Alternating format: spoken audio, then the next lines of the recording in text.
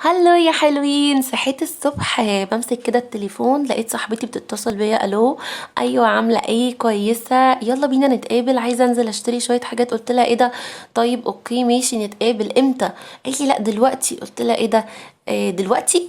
طيب يعني خلاص اوكي يلا بينا. قلت انزل انا كمان اشوف عايزه اشتري ايه، بس لازم البس حاجه سريعه. قلت لها هلبس بسرعه واجيلك، بس قلت البس ايه؟ عايزه البس حاجه سريعه وتنجزني وفي نفس الوقت شيك. قلت بس انا لازم البس سوت يكون خفيف كده في الحركه وكمان يكون لذيذ. يبقى من عند مين؟ اكيد من عند فريده ستور. طبعا كان ده اول سوت. فريده ستور عندها لبس يا جماعه حلو جدا، وعندها كمان لبس اطفالي رهيب.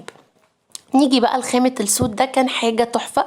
الصوف بتاعه حلو قوي، الخامة تحفة. عايزة اقول لكم ان السوت ده غير ان هو مريح وشكله شيك، في منه الوان تانية كتير وتقدري تعملي بيه كذا شكل. يعني تقدري تاخدي البلوفر اللي فوق ده تعملي بيه بلوفر لوحده، وبعدين تاخدي البنطلون تلبسي عليه حاجة تانية من فوق. يعني هتعملي 3 حاجات من حاجة واحدة. فعايزة اقول لكم ان هو شيك قوي ومريح والوانه حلوة قوي وخامته تجنن وتتبسطوا قوي وشكله شيك. مش بس كده، عندها كمان اشكال تانية للي حابب اشكال تكون شكلها مختلف. بصوا بقى، ده كان لذيذ قوي قوي قوي. ده خامته بقى بطانيه كده من جوه، الميلتون بتاعه تقيل وبيدفي جدا، والبنطلون بتاعه وايد ليك كده وخامته حلوه قوي قوي. عايزه اقول لكم ان ده كمان كان لذيذ جدا في اللبس ومريح قوي قوي، وتقدري كده تعملي بيه حاجات كتير. ونفس الفكره ان احنا نقدر نعمل منه كذا اوتفيت، مش اوتفيت واحد.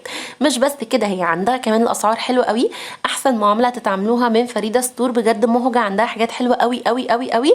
مش بس كده، تعالوا نشوف بقى السويت شيرتات. عندها قمر. السويت شيرت والبنطلون الجلد ده برضو من فريده ستور. السويت شيرت عجبني ان هو بفتحتين من الجنب مش باستك، وعايزه اقول لكم البنطلون الجلد خامته رهيبه وكمان مبطن من جوه فرو. فعايزه اقول لكم ان ده من احلى بنطلونات الجلد اللي جربتها. كمان مقاسات، ده المقاس الميديوم اللي انا لابساه. السويت شيرت بقى كان لازم اوريكم خامته من جوه قد ايه تحفه. الميلتون بتاعه ناعم ورهيب وبيدفي، وكانوا الاثنين على بعض تحفه. تعالوا بقى اوريكم كمان ان انت لما بتطلبي من عندها اوردر بيجيلك بالشكل القمر ده.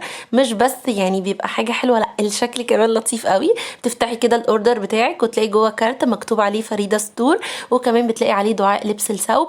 عايزه اقول لكم ان بجد هتتبسطوا قوي قوي من الحاجات عندها ومن المعامله كمان معاها. هسيب لكم اللينك، وبجد بجد لازم تجربوا الحاجات عندها وخصوصا الاطفالي. باي باي.